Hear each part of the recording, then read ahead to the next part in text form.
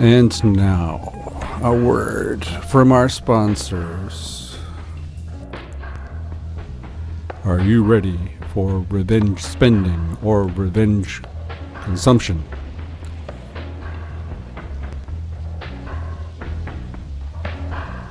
If not,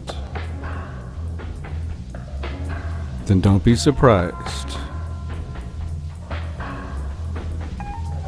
if our economy does no longer grow. It's your responsibility. What are these terms? Revenge spending or revenge consumption. I have run across these terms for the first time about a week ago and reading some articles in The Economist where both terms were used to describe a current phenomena to be found both in China and the United States. And the definition they supplied us with was following. The term refers to the tendency of consumers to splash out after a period of enforced abstinence, overspending in an attempt to get even, hedonically, if not financially. So it's quite clear within this definition that there are a number of people in our society that felt or currently feel that they were deprived of the ability to shop till they drop.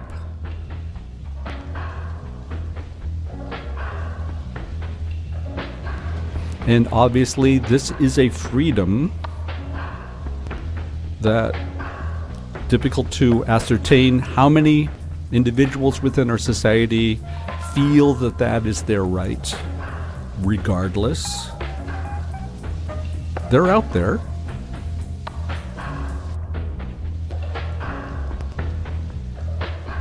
And they believe this is part of their freedoms.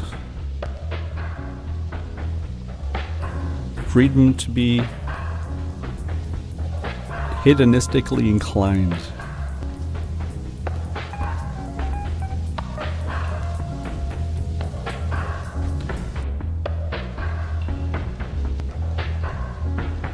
Which I felt was a proper segue to our program this morning. Welcome to Radio Tipping Point. My name is Mike Boyle, and our subject today is titled Freedom is Not Convenient, Part 2. Yes, we had a Part 1 that was a number of weeks ago. For the 2.5 individuals that actually listened to this program, perhaps you might have remembered some of the topics we talked about, but in case you missed it, we basically covered the relationship between fraternity, equality, and liberty. And there's a clear dependence between these three terms. And if we talk about sustainability within this context, then liberty without ensuring that fraternity and equality are not taken care of in equal mass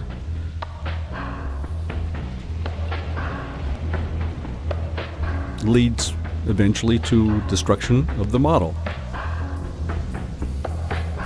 assuming that the model is there to begin with. And I think it's quite ironic that we would be talking about revenge consumption, where according to the Standard this morning, there was an article that I ran across where they state that a third of the Austrian population, due to inflation, are having serious problems making ends meet. So I hope that gives all of those individuals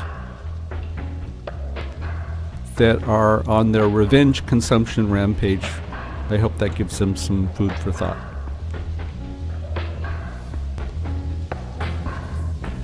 In addition to a description of the equality, fraternity, and liberty model, the general relationship between freedom and responsibility. And for a number of reasons, that leads us to our subject again.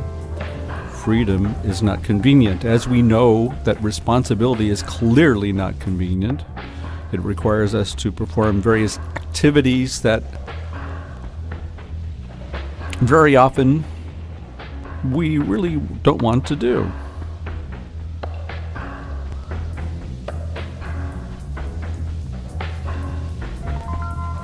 But within our society, if we truly want to foster freedom,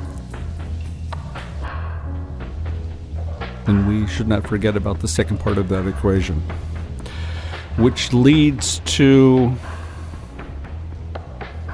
freedom on a meta level.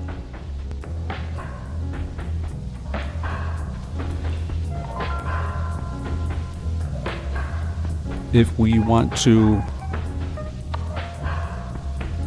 live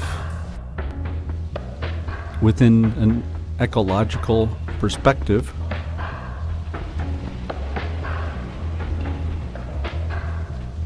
one could actually say that that is a freedom that we aspire towards. So the opposite would be not to live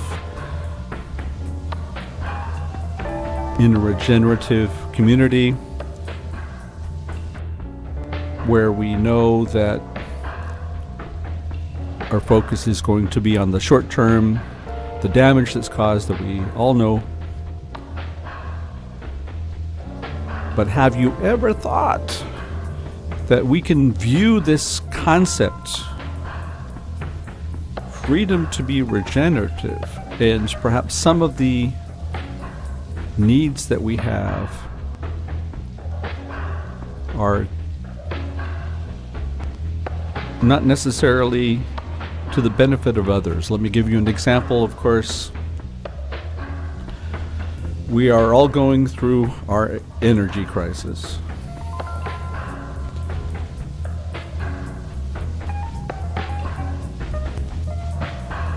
And you do have some individuals out there that are not running around like Chicken Little and believe that we should use this as an opportunity to foster the use of renewable energies. That generally speaking, energy is not free. Although we are given that impression very often. Well, it just comes from the sky, or it just comes from nature. Very possibly, those minerals we need to capture that energy are coming from areas where, well, let's be honest, it cannot be sugar-coated. This is exploitation.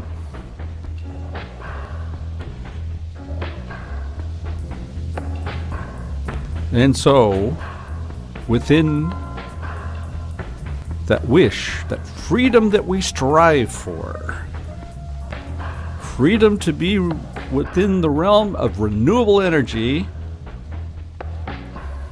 how about if we pose one question before we merrily march on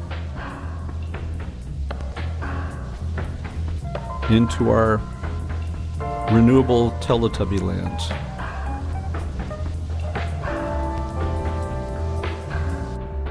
are we causing harm to others due to our freedom? And together with you, I would love to start a tradition where we wake up every morning and say, "Do not harm." Yes, we should profess that as being our goal every day.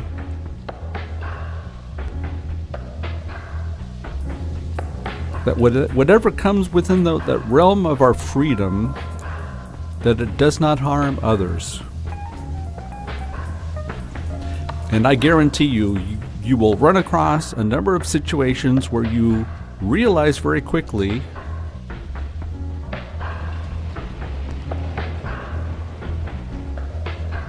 that we are free due to the enslavement of others. And with that,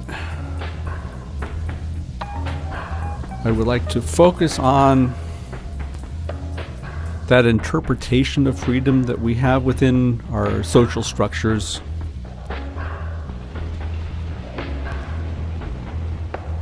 I already alluded to one of those drivers, that being energy, the other one being finance.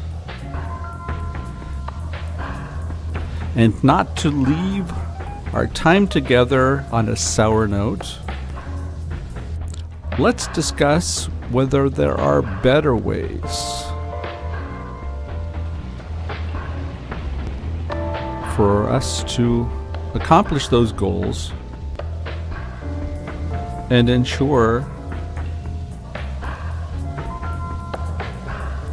that freedom is not a zero-sum game. Although if we look at the current model, within our economic constructions, the real freedom that we talk about quite often is the freedom to compete. So if we are inferring that that is a right that we have, and that true progress, quote unquote, is to be found within this model, then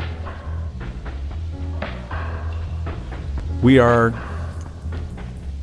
coming to a certain conclusion, for those of us who actually believe this, that everything falls within the realm of a zero-sum game, which means that there's always going to be a winner or winners,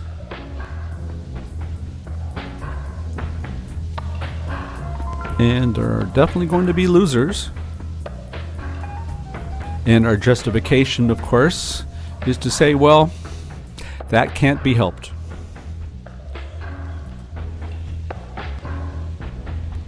That is the only way that we can foster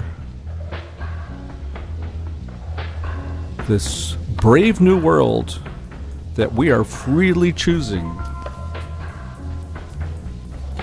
And very often when you talk to individuals, apart from being labeled a leftist or something much more derogatory, Luddite might be thrown into that equation, we are told that we are purposely looking to inhibit innovation, as if innovation can only come through competition. And that is a basic freedom that we should all possess.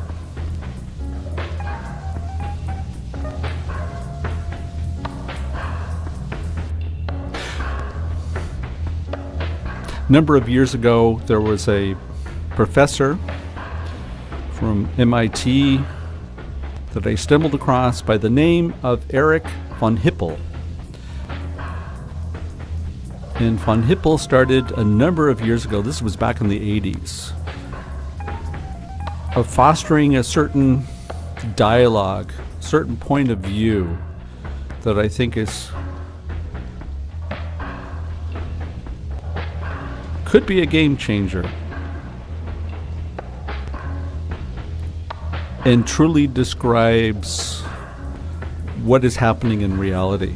Well, von Hippel made the claim that true innovation comes from individuals who are looking to solve a certain issue or a problem that they've run across. And here, I was going to say should be technical, but that's not necessarily the case. So for these individuals, they're confronted with certain constraints, either knowledge constraints or maybe a technical constraint, perhaps even a financial constraint. But they need to get past this. They need to solve it in some fashion. So they work with what they have. And within that quandary the individual has, they are very often not locked up in a solitary space where they are trying feverishly to solve their issue. Very often they will start a dialogue with others, making a general call. Does anybody know about this issue or problem, and do you have any ideas of how to solve it? And all of this was very easily accessible long before we had the inception of the internet. So we'll go out and ask anyone, general call, whether they have run across that issue and how were they able to solve it. And then a dialogue would ensue. And of course, what we consider to be innovation, and that of what we hear from those so-called powers that be, that we need to have an economy that fosters innovation. We need to create a society that fosters innovation. We will not succeed as a nation without having that framework, because otherwise we are not competitive. You see how all these parts come together. Freedom is competition, and we need innovation so that we can show that we are that much better.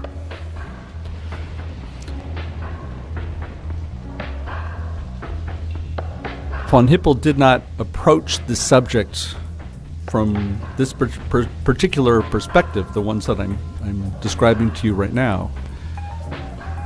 But he did describe how this grassroots innovation that's been taking place forever has been exploited by organizations that were able to create critical mass. This means that the companies are not the ones that are performing these feats of innovation, but they're tapping into groups that are, and they see this as being their freedom to exploit the ideas of others.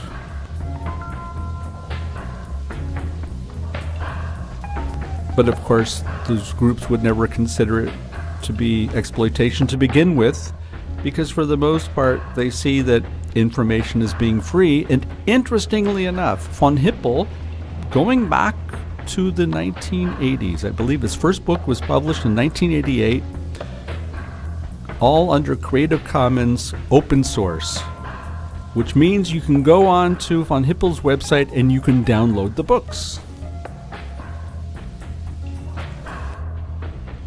So we say that information is free.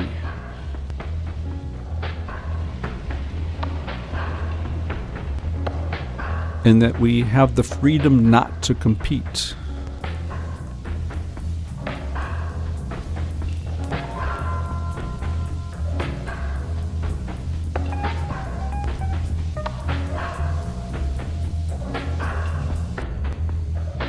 So if we say that freedom is not convenient, what would be the opposite of convenient? Well, that would be inconvenient. And there are different ways to define this word inconvenient. By nature, it infers that we are talking about an unnecessary effort. You could spare yourself of the time and energy because any other path is inconvenient. Or if you are required to go out of your way, regardless of the good that can be created by actually making those efforts.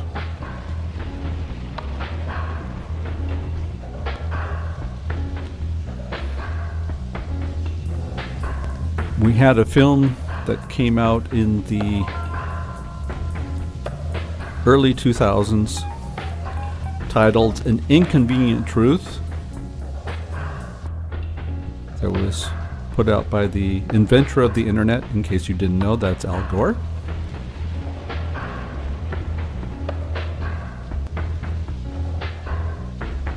And very often within our society, we believe that conflicts are inconvenient. We have a great example, that of what's taking place roughly 1,000 kilometers to our east of Vienna. Because this war has been very, very inconvenient. And we talk about that inconvenience here every day.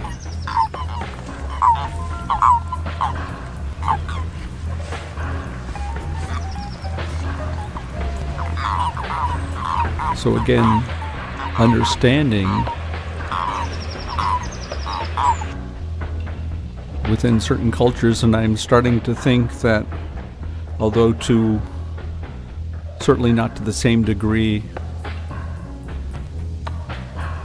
we have a certain tendency to also believe that energy is our right. And that is part of our freedom. And we are really not asking the question of whether we are harming through our freedom. I might be wrong. I pose the question to you. Do you hear that question raised? I don't. But let's take the most extreme example, and that would be, of course, the United States, where fossil fuel prices have become, or has been forever, the soma of the nation. It is our drug that makes everything good. And if we don't get our fossil fuel soma, then we become very irritable. And then we look for individuals to blame.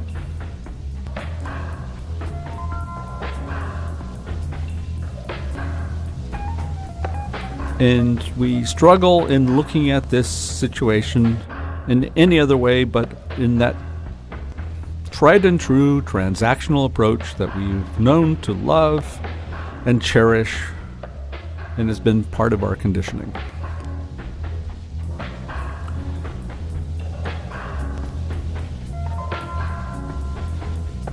And the more I think about it, the parallels of that of what we're experiencing here in Austria, perhaps maybe not so dramatic, or maybe it is as dramatic.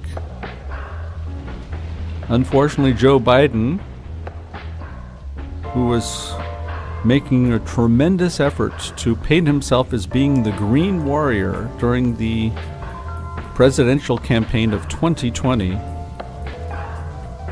has taken on a new persona.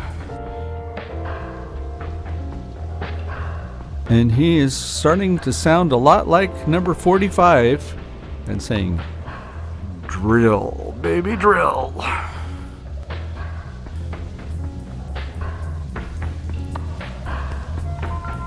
At least 45 was honest about it. You knew where he stood. No question about that.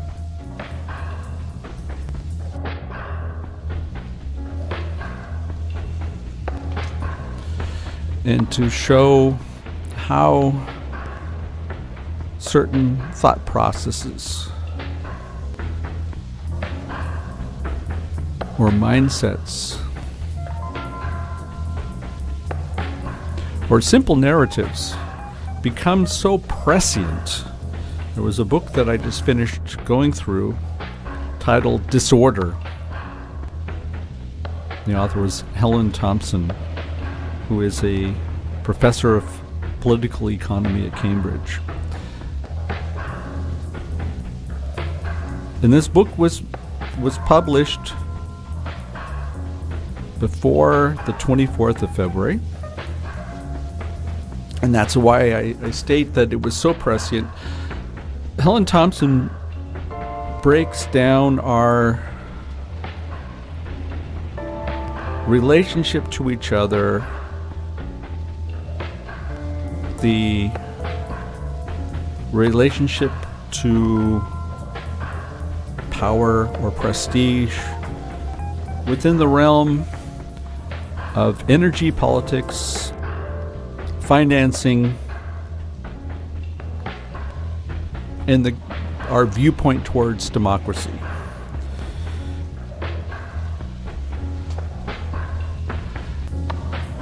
And in fact, described how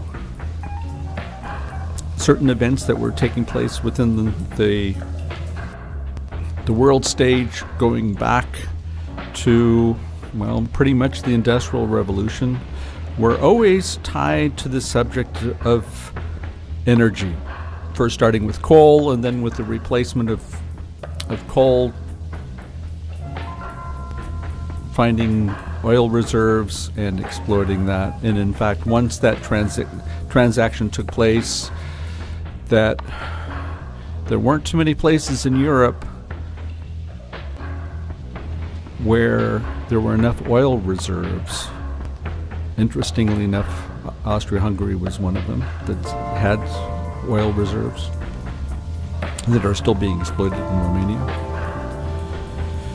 But Thompson describes the relationship between countries and the actions and the impetus of war very much tied to the subject of energy. And when you start looking at the historical perspective wearing the energy lenses, then you start to realize that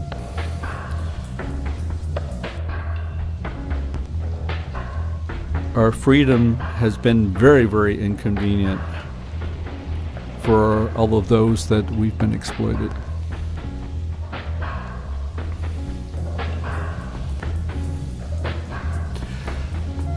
Let's perform a little bit more of a deeper dive into this concept of our relationship to each other, specifically tied to freedom.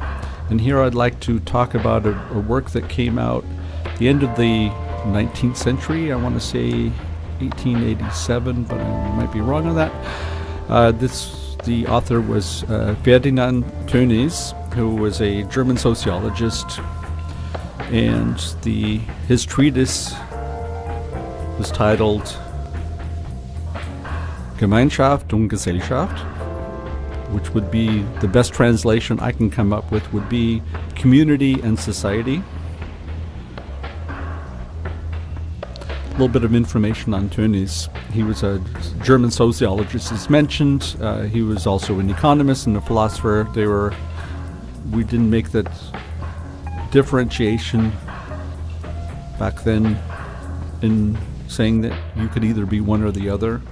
We understood that there was connection between all of these components or these sectors or specialties. And Tönnies helped co-found the German Society for Sociology together with Max Weber and some others. And he was a professor in Kiel and was one of the first victims of the Nazi takeover of the government within Germany in 1933. And so within his book Gemeinschaft und Gesellschaft, it was 1887, I just looked at my notes, the idea from Tönnies is to describe the form of human will, which has everything to do with freedom. And I would like to think that freedom and purpose has something to do with each other. And Tönnies described these two components, community and society, from specific viewpoints or certain context. Within the community was tied primarily to morals or values, our sense of identity, or the tribe that we belong to, whereas society is tied much more to structures or laws and the ways by which we actually enforce this. And we have to understand that back in 1887, a number of the capabilities that we currently have today were not so easily accessible. I say that on purpose. I think they were still accessible. The best example being the revolt through all of Europe in 1848, where it was quite clear that there was communication taking place between all of the cities, and they were inspiring each other. So we didn't need the internet to make that happen. That being said, we have it much easier today, at least as far as the capabilities. And potential doesn't necessarily mean that we're properly utilizing it. That's another question. But Tönnies was basing his concept on size and scalability.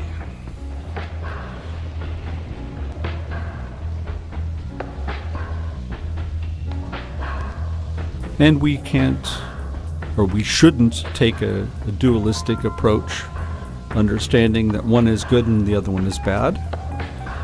But like everything in life, there's a little bit of good and there's a little bit of bad to be found within all models. Just like what George Bach said, all models are wrong and some are useful. And I think that that's something that we should perhaps add to our daily mantra. Tönnies believed that the community was more focusing on group components, and society was a better platform for the individual. And in fact, if we follow that and we understand our interpretation of freedom today, really shouldn't be too surprising then. Tönnies talks about two concepts that I think are quite interesting, one being called the Wesenwille, or the will to exist, and the other one being the Kehrwille, which would be, the best translation I could think of would be free will. And something that I think is quite indicative of why we've been going down the wrong path.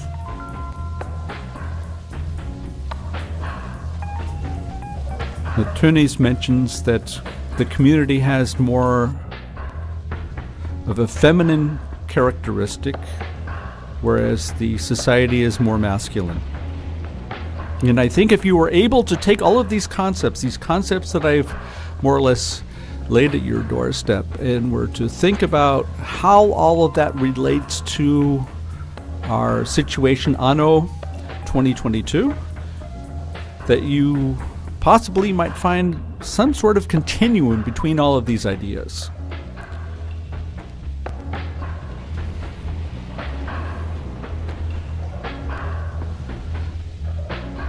And so, what does this all have to do with freedom or convenience? Well, as mentioned, the idea of Kurwille, or the freedom, your free will, understanding that these concepts are tied to underlying constraints that we have within the societal framework, either be the small, the community, or the big, the society.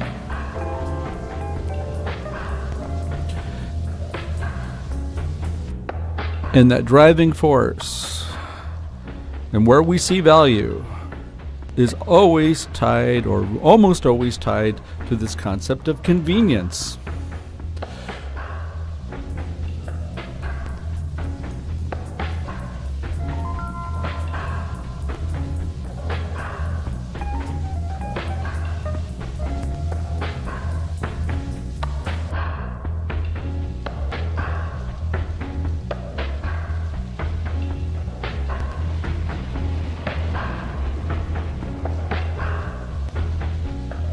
So let me go ahead and talk a little bit about some economic models that I believe are very much our drivers. But before I go in that direction, a word from our sponsor.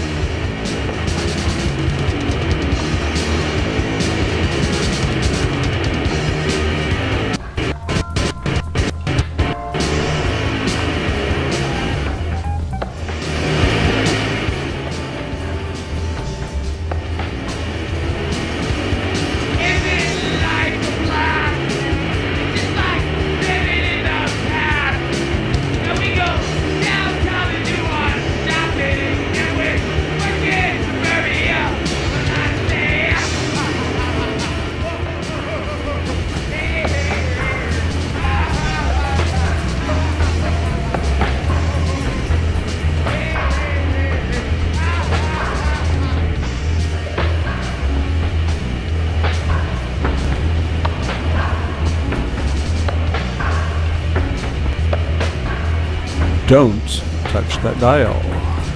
You have entered the realm of Radio Tipping Point.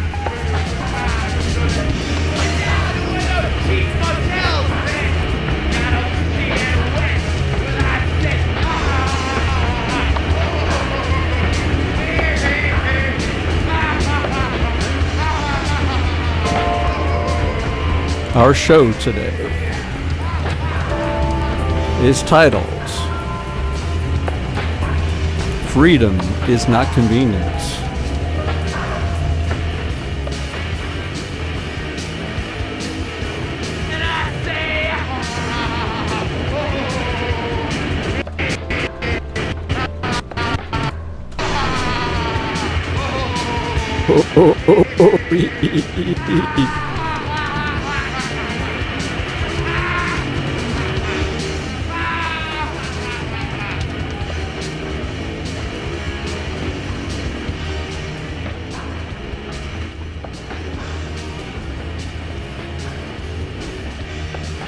Would you agree that most decisions today are based upon something that is easy? And if given the choice between an easy solution and a more difficult solution, no doubt our money will be placed on the easy one. Can I tell you something? Companies know this.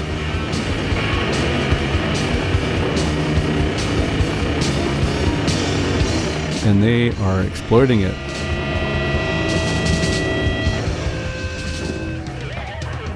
So they understand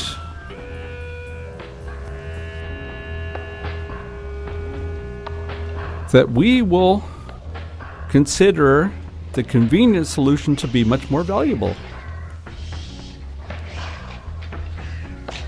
the tape over now. Turn the tape over now, please. Hurry. Hurry up, please turn the tape over. So companies, of course, in that pursuit of profit, will look to establish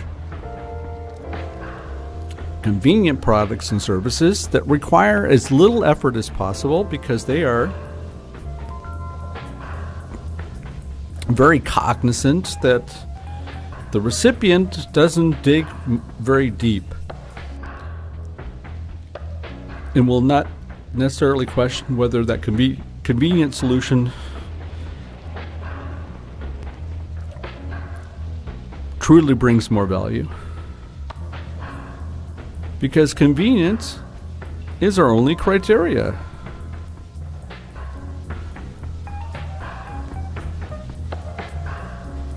So like any metric, it has to be quantifiable in some fashion. So inevitably we use the euro or the dollar or the yen or the yuan or whatever the currency may be. That is the way that we quantify the value. If people buy more, then it's seen as being more value.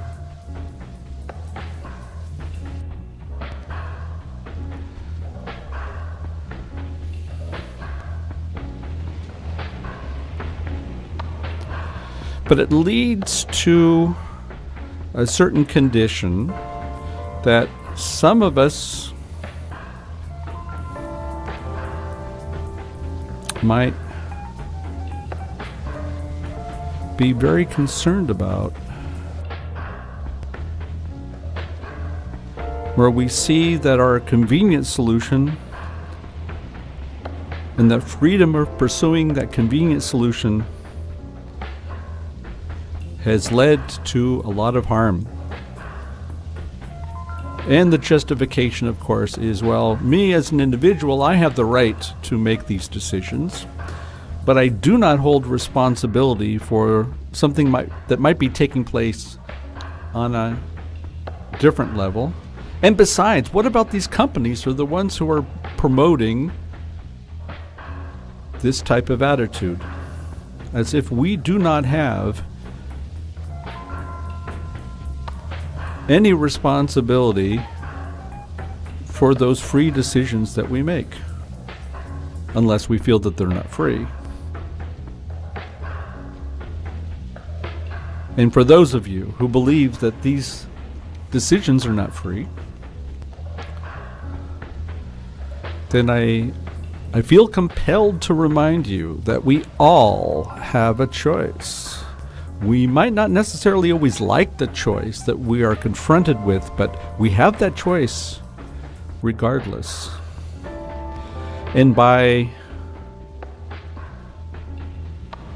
going down that road of understanding what our options are, we will no doubt be confronted with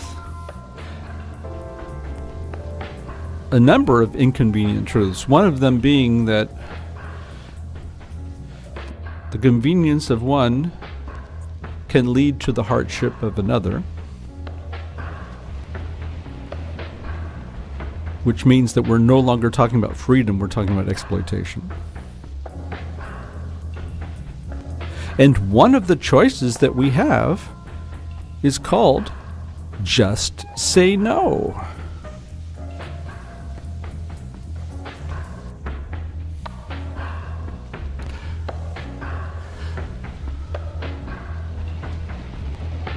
So let me throw a concept or an idea or a desire. Let me throw that in your direction.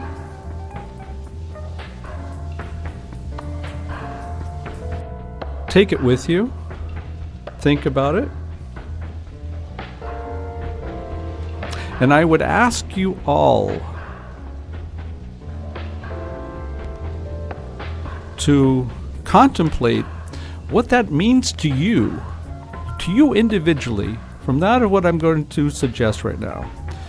Take that model where we base everything on convenience. Companies build things for us because it makes it more convenient, that we feel that we have no choice because we don't have time, probably being the biggest driver. So we think that time is the most valuable thing that we have, although you would never really think that the way that we spend most of our time. Yours truly also included. I claim guilt.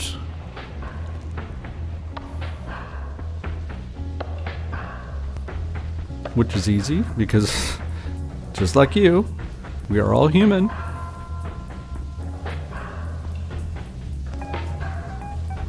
But the idea of this exercise is not to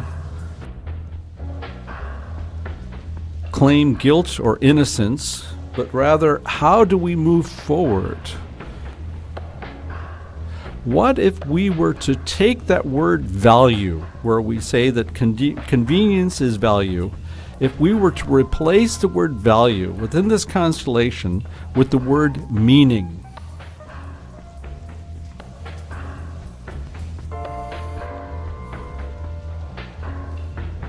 I believe it changes our perspective completely.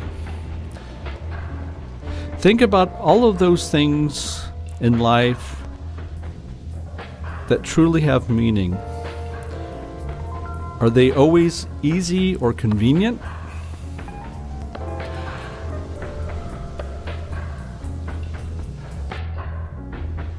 I would argue that those things that are meaningful, that often they're not very convenient at all. Sometimes they're painful.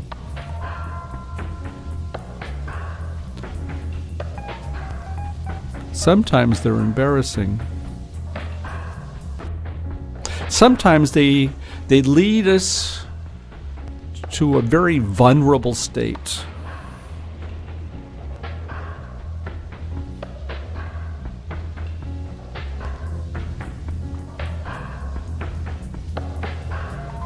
But part of that meaning lies in the ability that each one of us has to overcome that dilemma. And it makes us stronger individuals. So again, my request to you, take that constellation,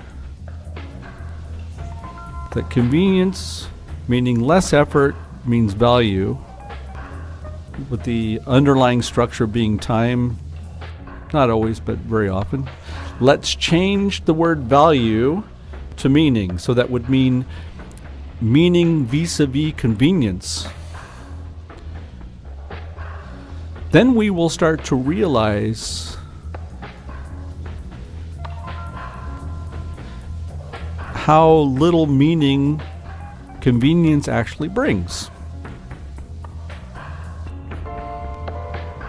Not always, but very often. What about meaning and effort?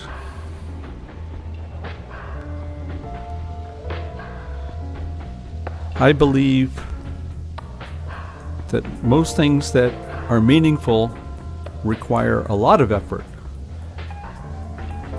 So that means that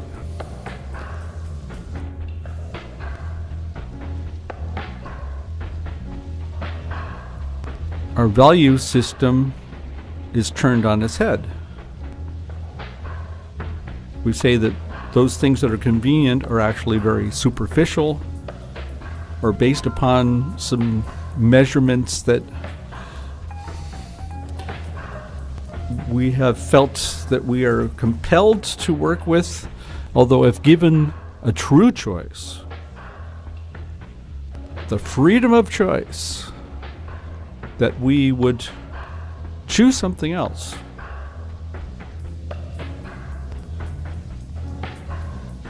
And in that weak moment, we will often admit that and the way it's usually explained is that, oh, if I only had the chance, then I would take the time. If I only had the chance, I'd take a different approach.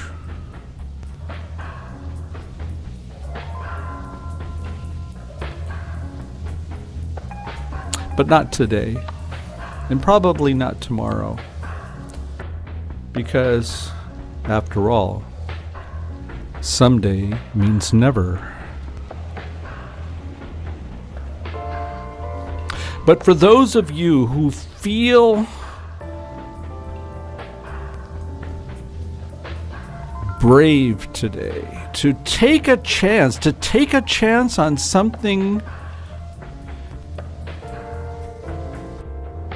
where, come to think of it, you have nothing to lose. And if the worst that you lose is your convenience,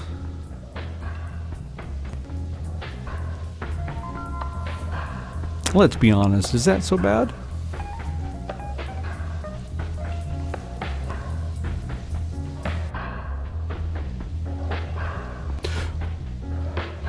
So we, again, piggybacking on Tony's, where he talks about community and society. So if we take our efforts to the next level, and we say that,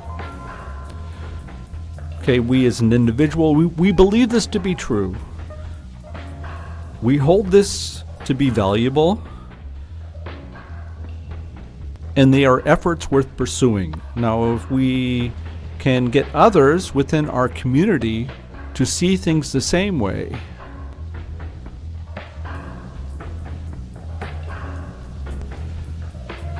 then I think this is the best route that we could ever come up with, in coming up with that regenerative society where we understand that our relationship to each other within the realm of nature, striving towards meaning, towards respect, towards liberty within the context of equality and fraternity, is achievable. And if we free ourselves of the idea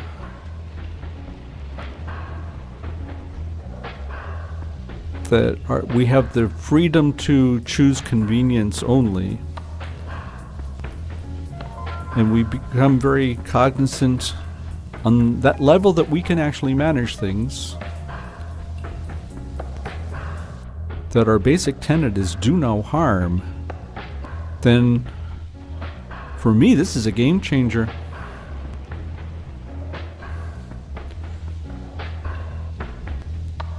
Then we start serving others within our community, not because we expect something in return, but we know this is all towards the greater good. And we eliminate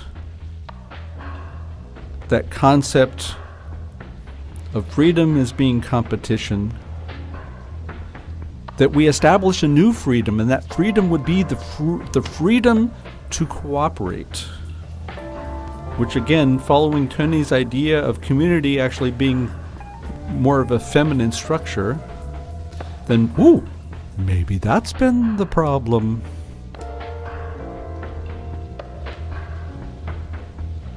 Yes, the freedom to cooperate. The freedom to give freely without expecting something directly in return, knowing full well within these new constraints, or these new, they're not constraints, these new frameworks that we've built,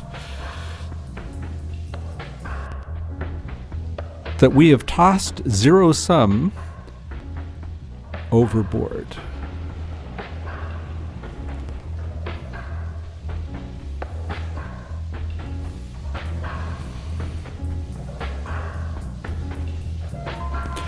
And there are various principles that we can utilize to help us along this path. And for those of you who are interested, I will ensure that this information would be privy within the show notes.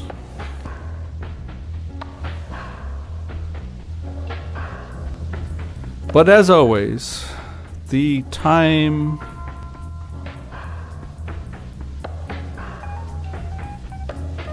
is almost over.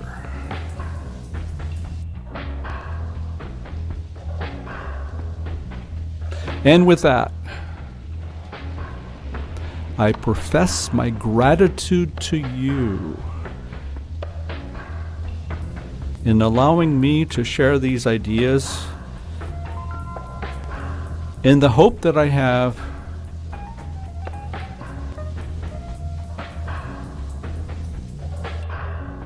in this openness that we can all profit. And that should be our goal. Thanks.